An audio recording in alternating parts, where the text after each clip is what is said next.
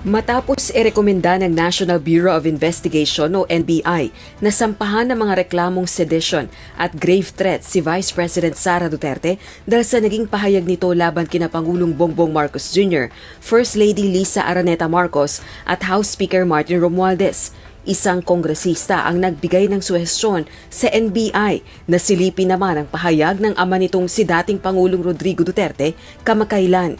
Sa proclamation rally para sa senatorial candidates ng PDP laban noong nakalipas na linggo, binitiwan ng dating presidente ang pahayag upang makapasok umano ang mga sinusuportahang kaalyado.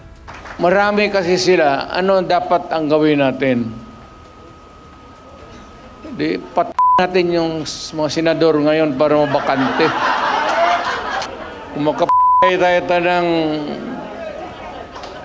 mga 15 na senador, pasok na tayo lahat.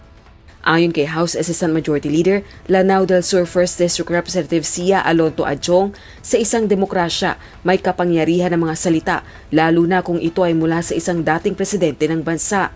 Kaya kung ang mga partikular na pahayag ay nangangailangan anya ng legal na pagsusuri, mahalagang masiyasat ang mga kahalintulad na deklarasyon.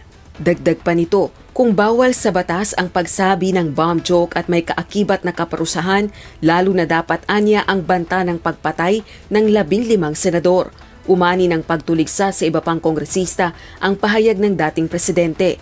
Ayon kay House Assistant Minority Leader Gabriela Women's Party List Representative Arlene Brosas, lantara na pagbabanta at karahasan ang sagot ng mga Duterte sa lumalaking panawagan ng mga mamamayan para sa hustisya at pananagutan. Giit naman ni House Assistant Majority Leader Taguig 2nd District Representative Pami Zamora, hindi kailanman magiging bahagi ng responsableng pamamahala ang pagbabanta ng pagpatay. Kailangang itakwil anya ang ganitong klase ng politika. Para naman kay House Assistant Majority Leader Tingog Party List Representative Jude Asidre, inciting to sedition o grave threats ang pagbabanta sa mga opisyal ng gobyerno at hindi pwedeng baliwalain dahil banta ito sa seguridad. Pero para kay dating Chief Presidential Legal Counsel at spokesperson ng Duterte administration na si Attorney Salvador Panelo, nonsense ang pahayag ni Congressman Asidre. Giit nito, biro ang naging pahayag ng dating presidente. Dapat paanyang i-welcome ang pahayag ni dating Pangulong Duterte dahil maaaring pag-amin itong malakas at mahirap talunin ang administration senatorial candidates. Rosa Licoz, UNTV News and Rescue. Diyos ang aming sandigan, serbisyo publiko ang aming pinahahalagahan.